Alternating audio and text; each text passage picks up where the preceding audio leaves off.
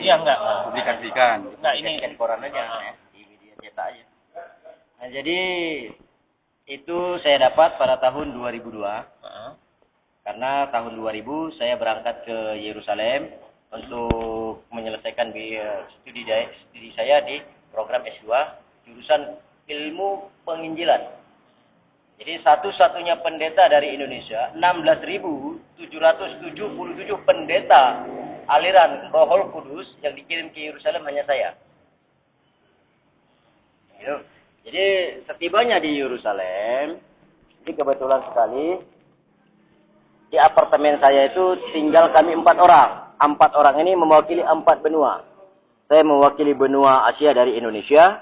Pendeta Abraham yang sekarang menjadi Ustadz Ibrahim Al-Samad Al-Bukhari mewakili benua Amerika, berasal dari Washington DC. Ya. Pendeta Nicholas dari Yunani mewakili benua Eropa, dan pendeta Samuel dari Kamerun mewakili benua Afrika. Alhamdulillah mereka bertiga sekarang sudah menjadi pengikut Islam jauh sebelum saya menjadi seorang Muslim. Alhamdulillah. Jadi apa sebab mereka bertiga masuk Islam terlebih dahulu sebelum menyelesaikan studi S2-nya? Karena kami mendapat Injil Ibrani di Masjidil Aqsa. Jadi di Masjidil Aqsa itu di bawah di khutbah ya, di kat mimbar itu ada terowongan. Di situ tersimpan segala pustaka tua dari mulai Zabur, Taurat, Injil, dan Al-Quran yang ditulis oleh para sahabat pada waktu itu ya. Jadi tulisan Bilal juga ada di situ. Tulisan Bilal, tulisan Abdurrahman bin Auf juga ada. Jadi sejarah tentang bertobatnya seorang raja, Maharaja Ibrahim bin Adham juga ada di situ. Jadi setelah kami mengacak-ngacak perpustakaan tua di Masjidil Aqsa itu, dapatlah salah satu kitab tua yang ditulis di atas daunan ya, dan kulit kayu ya. Di situ berbahasa Ibrani yang semua isinya 425 ayat.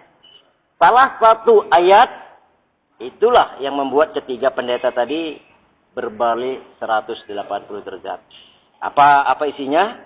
Di ayat yang ke-415 Nabi Isa berkata, "Aku bukan Mesias." Jadi pengertian Mesias dalam bahasa Ibrani adalah Tuhan yang menciptakan alam semesta. Dan aku bukan Eli. Aku adalah Isa. Aku bukan Yahya. Aku adalah Isa putra Maryam.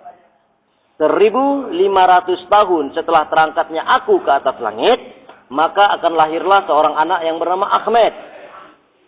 Dia lahir pada tanggal 12 Rabiul Awal, tahunnya tahun gajah, harinya hari Isnin, waktunya menjelang fajar. Dialah awal, dialah akhir. Dan aku tidak akan pernah mati sebelum aku menjadi umatnya Ahmed. Kelak aku akan turun ke dunia ini bersama dengan seorang pemuda tampan yang berusia 17 tahun. Aku turun di salah satu negeri di Menara Putih, negeri Damaskus.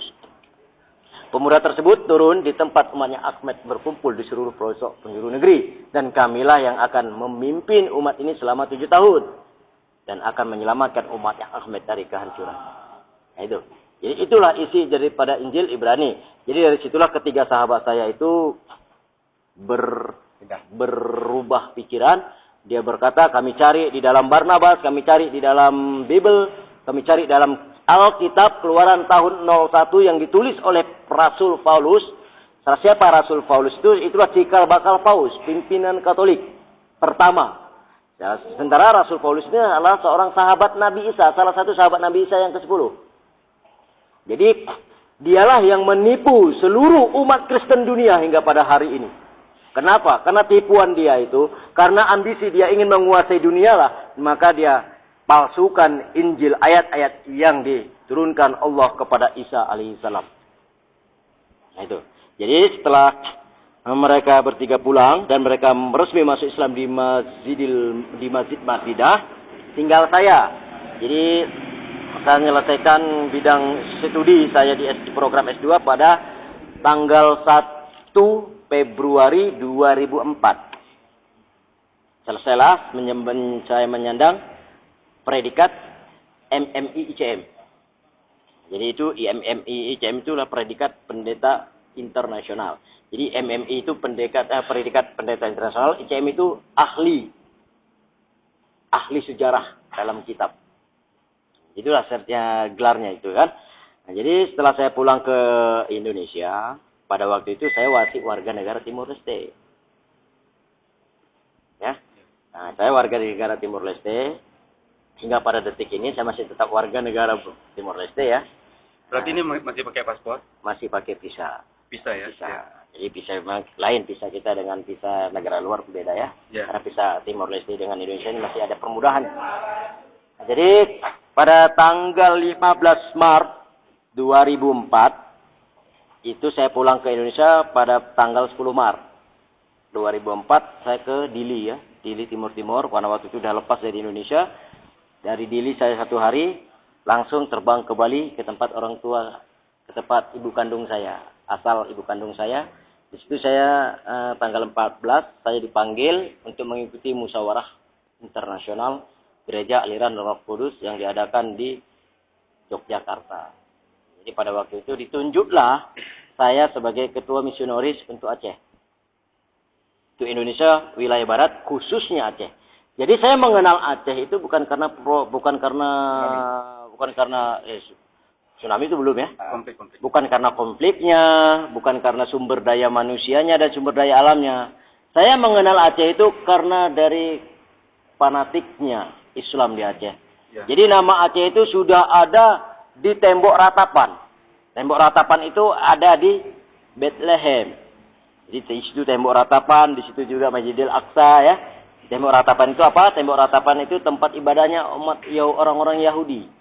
Ada juga gereja tertua di situ. Nah, jadi di situ saya mengenal nama Aceh itu dalam ejaan lama Aceh itu di tembok ratapan.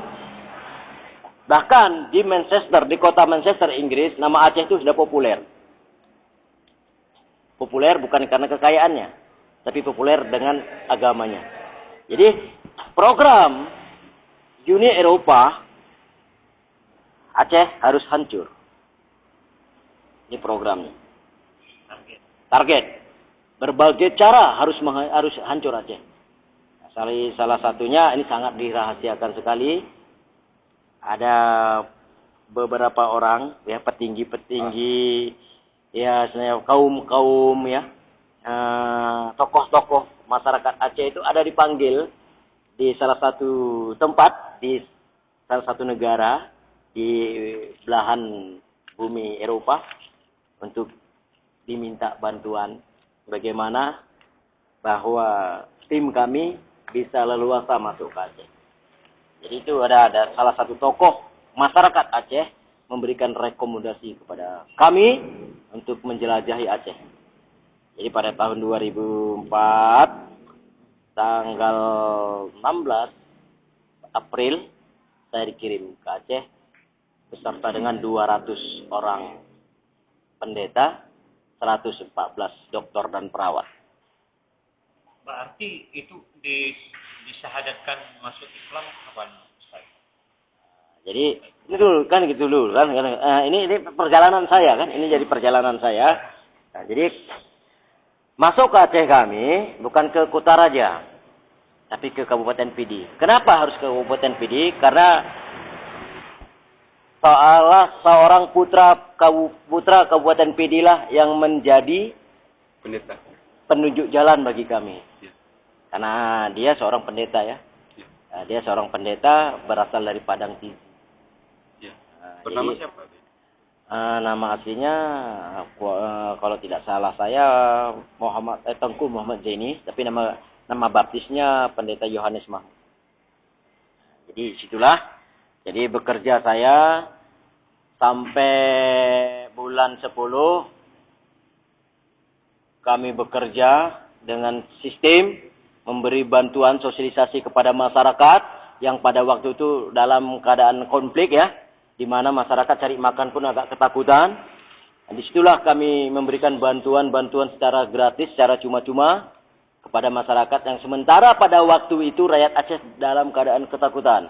Siapapun tidak ada yang mau peduli dengan rakyat Aceh. Jangankan kepada TNI Polri, dengan bangsa sendiri pun selalu ditindas. Salah satunya pajak Nanggro. Itu penindasan sebenarnya. penindasan, pemaksaan sebenarnya itu pajak Nanggro pada waktu konflik ya. Jadi disitulah kami masuk. Istilahnya kami masuk dengan lambang tali kasih. Sambungan dari tali kasih itulah embun penyejuk di tengah kekeringan. Itulah kami.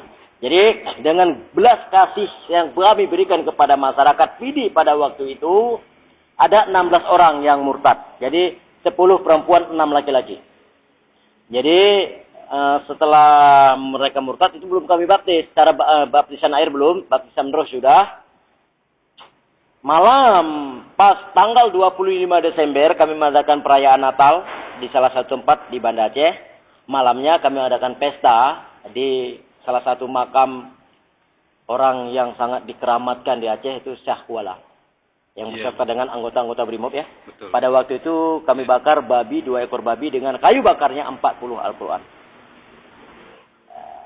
Jadi singkat cerita, waktu tsunami, di saat Masjid Ulili mengumandangkan as-salatu khairu minan naum, disitulah saya membaptis ke 16 orang pendeta dengan nama Tuhan Yesus.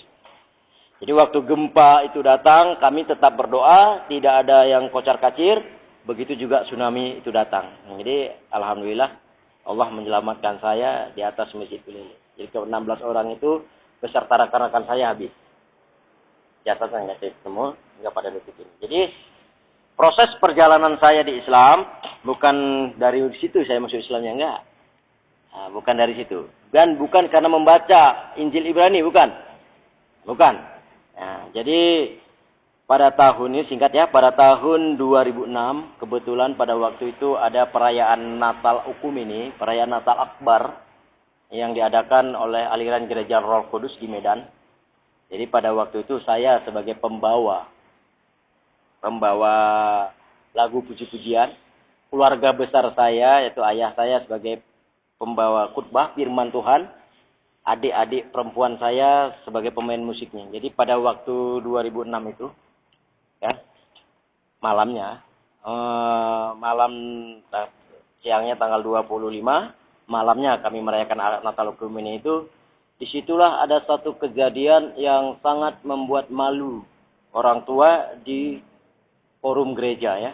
Kenapa? Karena pada waktu itu yang saya nyanyikan seharusnya ini dengan kesadaran saya menyanyikan ku mau cinta Yesus, namun didengar oleh 20.000 jemaat di dalam gereja tersebut bukan ku mau cinta Yesus. Jadi di saat lagi nyanyi itu ribuan botol-botol air mineral itu terbang ke arah saya. Jadi pada malam itu jam 10 gereja ribut. 20.000 jemaah bangkit berdiri. Jadi pada waktu itu seorang kakak saya yang tertua dari yang sekarang memimpin gereja di Melbourne, dia tarik saya masuk ke ruangan pastori, ruangan gereja, ruangan pendeta. Jadi dia berkata, apa yang kamu nyanyikan tadi? Saya katakan, ku mau cinta Yesus. Apa yang kamu nyanyikan? Ku mau cinta Yesus. Apa yang kamu nyanyikan? Ku mau cinta Yesus. Bukan. Jadi acara gereja tetap dilanjutkan. Saya tetap dikurung sama kakak di pastori, ditanya, diinterogasi sama kakak di ruangan pastori tersebut. Selesai acara gereja jam 3 mereka masuk. Para pendeta undangan, 40 orang pendeta undangan itu masuk ke ruangan pastori. Mereka berdoa, mendoakan saya. Karena mereka beranggapan saya kemasukan roh tsunami. Wajar, karena saya waktu itu ada di Aceh ya. Nah, jadi didoakan. Jadi saya katakan, kenapa saya harus saja didoakan? Saya tidak sakit. Tidak ada roh kegelapan yang ada pada diri saya. Tidak ada setan yang masuk ke dalam tubuh saya. Jadi mereka berkata, ayahanda saya berkata, kamu telah kemasukan roh tsunami di Aceh. Karena kamu telah membuat malu Tuhan Yesus di hadapan para jemaat. Jadi saya katakan, bagaimana cara saya membuat malu? Sedangkan saya tidak ada berbuat sedikit pun untuk memalukan Tuhan Yesus. Saya hanya memuliakan Tuhan Yesus dengan mengangkat puji-pujian ku mau cinta Yesus. Namun kakak saya putar kaset rekaman saya pada waktu itu. Disitulah saya terkejut, saya sujud minta ampun kepada orang tua. Ternyata yang saya nyanyikan pada waktu itu Salatullah salamullah ala yasin habibillah. Itulah. Jadi suara saya itu sekarang ini sudah menjadi populer di gereja, tapi bukan untuk perbandingan bagi mereka, tapi untuk ejekan bagi mereka. Ternyata Islam agama mistik yang bisa menyihir, menyulap orang siapapun dia. Itulah. Jadi dari situlah saya sudah mulai bimbang. Jadi saya disekor 1 bulan tidak bisa memimpin gereja. Jadi pada bulan 2 saya kembali lagi ke Aceh, tinggal di Uli Karing. Di Uli Karing itulah saya mendapat satu hidayah bertemu dengan seorang tua. Tua Bangka ya, saya bilang ini maaf. Orang tua ya? Orang tua Bangka. Yang awal pertemuan saya di Syahkuala pada malam tsunami. Ya. Nah, jadi di salah satu kedai kopi di Simpang 7. Jadi pada waktu itu hari Minggu jam 8 pagi, di saat saya ingin pergi ke gereja, nunggu jemputan dari Banda Aceh. Jadi datanglah orang tua tersebut di depan saya duduk. Jadi saya kira dia itu seorang pengemis ya, dengan pakaian yang serba ada, celana panjang pakai sarung, bawa sarung lagi, topinya, kopiahnya tuh udah warnanya bukan hitam lagi, selopnya selang-seling, yang satu berwarna hitam, yang satu berwarna putih, selop swallow. Jadi dia berkata, saya kasih uang 5.000 dia tidak terima, uang 10.000 dia tidak terima, uang 20.000 dia tidak terima. Dia berkata, antarkan saya ke depan, ke masjid. Di Masjid Uli Karing. Jadi saya antar dia ke depan, ke kamar mandi, sampai kamar mandi, masuk dia ke dalam masjid, saya tunggu di depan. Di depan masjid itu di tangga duduk. Waktu itu Masjid Uli Karing belum dirubah, masih bangunan lama. Jadi saya SMS sama anak buah saya, di Banda Aceh. Mungkin saya agak telat sampai di gereja. Lanjutkan acara. Begitu saya sampai langsung saya naik ke podium karena saya lagi bersama dengan seorang tua yang mungkin bisa menjadi dombanya Allah pada waktu itu saya bilang. Jadi setelah saya SMS dengan teman, jadi teman balas SMS, oke, Pak Pendeta kami lanjutkan. Setelah dia tepuk bahu saya. Dia berkata 2 hari lagi di Uli Karing akan ada pesta. Saya berkata kepada dia, pesta apa Pak? Saya di Uli Karing bukan 1, 2, 3 hari. Udah setahun lebih saya di Uli Karing. Kalau ada pesta apapun saya pasti tahu. Ini pesta besar.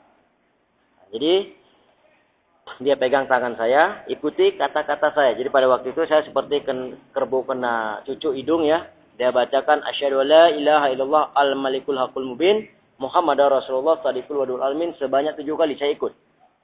Jadi selesai itu badan saya lemas. Saya disuruh balik lagi ke kedai. Dan dia juga balik, dia duduk sebentar, habis itu pergi lagi. Dia ketepuk lagi bahu saya sebelum dia pergi. 2 hari lagi, ingat 2 hari lagi akan ada pesta besar di sini. Jadi begitu dia keluar, begitu saya bayar uang kopi, saya lihat ada tinggal kain merah di atas meja tempat dia duduk tadi. Begitu saya ambil, ini pasti punya bapak tadi. Ingin saya kembalikan, sudah tidak nampak lagi. Jadi saya tanya kepada salah seorang pedagang di situ, pedagang sarapan pagi, Kak, mana Bapak Tuan duduk sama saya? Apa jawabannya? Itu bukan Pak Tuan, itu kan kawan Pak Pendeta. Jadi disitulah saya nggak jadi ke gereja, saya pulang ke rumah. Jadi saya katakan sama ibu kos pada waktu itu, saya katakan bahwa saya ingin masuk Islam. Jadi hidayah saya disitulah, di kedai kopi itu saya temui. Itu hidayah. Jadi yang saya pelajari, ya, hasil saya kuliah dengan Al-Quran ternyata sama. Kata apa yang dikatakan Injil Isa dalam Injil itulah Muhammad Rasulullah Sallallahu Alaihi Wasallam. Jadi bulat tekad saya masuk Islam. Walaupun keislaman saya itu sebenarnya sangat tidak disetujui oleh keluarga besar saya. Hingga pada detik hari ini, orang tua saya, keluarga besar saya masih tetap masih tetap mencari keberadaan saya untuk ditarik lagi menjadi seorang Kristen. Bahkan 4 rekening saya diblokir oleh keluarga. Jadi keempat rekening itu ada uang kurang lebih 56 juta, 56,3 miliar. Itu uang hasil gereja. Biaya aja. Enggak, uang gaji saya. Oh, yang gaji. Uang gaji saya selama 2 tahun.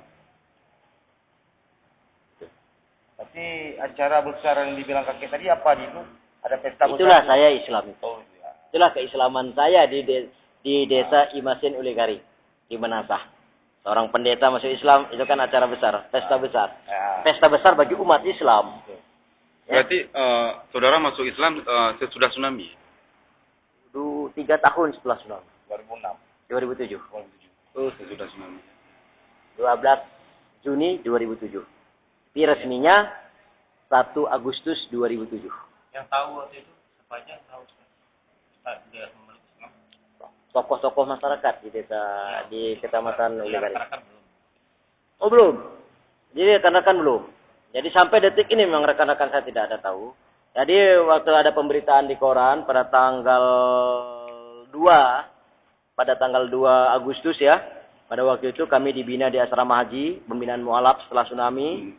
Jadi kan ada kru media cetak dan elektronik ya. Ya. Mungkin adik ini ada waktu itu datang ke asrama haji. Jadi di situ saya katakan terus waktu difoto itu saya tunduk kepala saya. Jadi nama asli saya nggak saya ungkap di situ, hanya Kristian.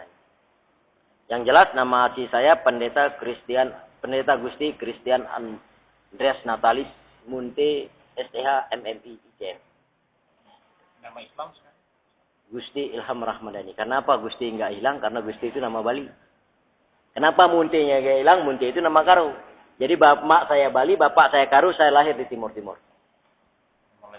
Leste. Bapak saya meninggal di Timur Leste. Jadi saya hidup 6 tahun di panti asuhan. Setelah itu saya diambil oleh abang kandung bapak, itulah yang menjadi ayah. Yang sampai saat ini. Kalau ayah kandung saya sudah meninggal, saya berusia 7 tahun. Ibu saya meninggal di saat saya berusia 9 tahun. Oke. Itu. Ini saya mau Tapi yang Injil revisi sekarang nggak ada yang 415 ayat itu udah diubah ya.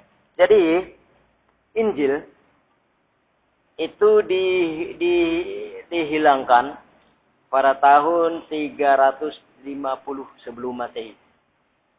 350 sebelum Masehi. Itu udah diubah. Itu sudah dikumpulkan seluruh Injil-Injil yang asli di seluruh pelosok penjuru negeri, dibakar, abunya dibuang ke Laut Merah. Maka Laut Merah itu airnya berubah. Tidak lagi merah, tapi berwarna hitam karena endapan abu-abu Ibrani. Setelah pembakaran Injil Ibrani, maka ada musyawarah. Pada waktu itu pertemuan para ulama ya, baik dari suku Parisi, dari suku Sadusi, dari suku Syiah ya.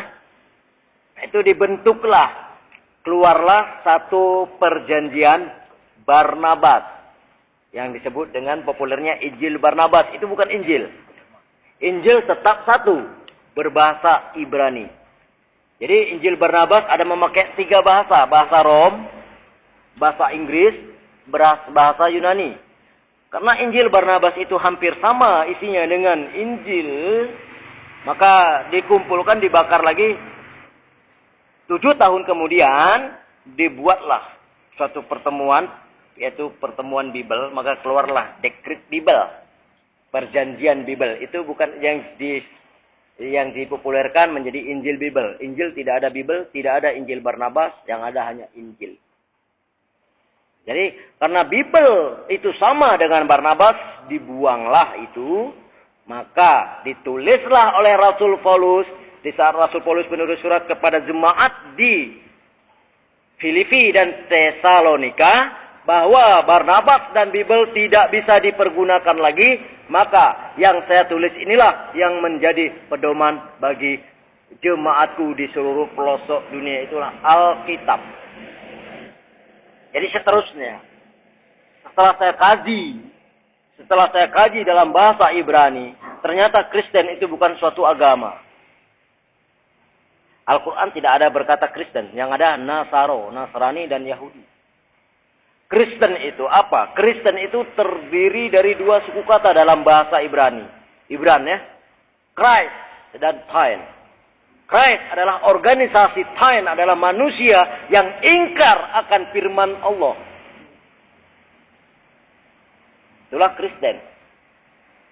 Jadi Kristen bukan agama. Kristen organisasi sekelompok manusia yang ingkar akan firman Tuhan. Kalau dalam Islamnya aliran sesat seperti Melata Abraham itu ingkar kepada Al-Quran dan Al-Hadis. Itu. Nah itulah di situ. Jadi saya masuk Islam tidak ada paksaan apapun. Yang hidayah kata mimpi-mimpi itu tidak ada seperti mualaf-mualaf yang lain. Karena saya nggak pandai ngarang cerita ya. Ketemu ini, ketemu itu saya nggak. Saya terus terang keislaman saya karena uji teknologi yang telah saya dapat. Tadi menyebutkan orang tua itu. Kira-kira menurut derajat saudara siapa orang tua itu? Setelah saya resmi menjadi seorang muslim, saya ada duduk di salah satu kecamatan di Kabupaten Pidi, itu Kecamatan Tangsi. Disitulah saya baru tahu siapa orang tua itu yang sesungguhnya. Itulah Ibrahim Wela, almarhum Abuya Ibrahim Wela. Jadi kalau menurut saya dia tidak meninggal. Karena hingga pada hari ini juga dia selalu datang kepada saya setiap malam Jumat. Itu memberikan pencerahan-pencerahan kepada Islam. Jadi maaf, saya bisa belajar sembahyang, bisa belajar berdoa, itu dari beliau. Bahkan ada beliau kasih doa kepada saya, doa yang bisa menyembuhkan segala jenis penyakit, baik penyakit jasmani dan penyakit rohani. Apa itu doanya? Bismillahirrahmanirrahim 7 kali.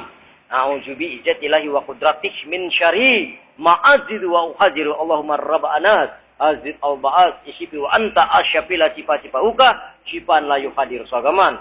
A'udzu billahi samil alimi minas syaitonir rajim. Rabbi a'udzu bika min hamazati sayatin wa jubika rabbi ayadurun. Wa ma tuqaddimu li anfusikum min khairin tajiduhu indallahi wa khairu azma ajra wastaghfirullah innallaha ghafurur rahim. Jadi saya tidak ngomong berlebihan, ini demi Allah. Saya bilang ini kita cerita di rumah Allah. Ini menatah. Jadi bagaimana perkembangan kaum minoritas di Aceh? Di dalam sepengetahuan.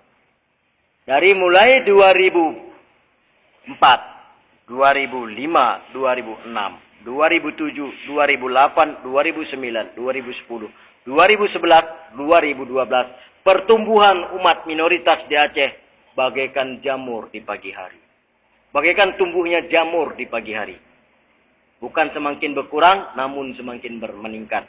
Pada tahun 2012, laporan tahunan dari hasil para anak buah saya yang ada di Aceh dari mulai Singkil sampai ke Melaboh, umat Islam dari kaum etnis suku Aceh asli, tidak ada suku campuran yang berpindah agama itu berkisar 135 orang.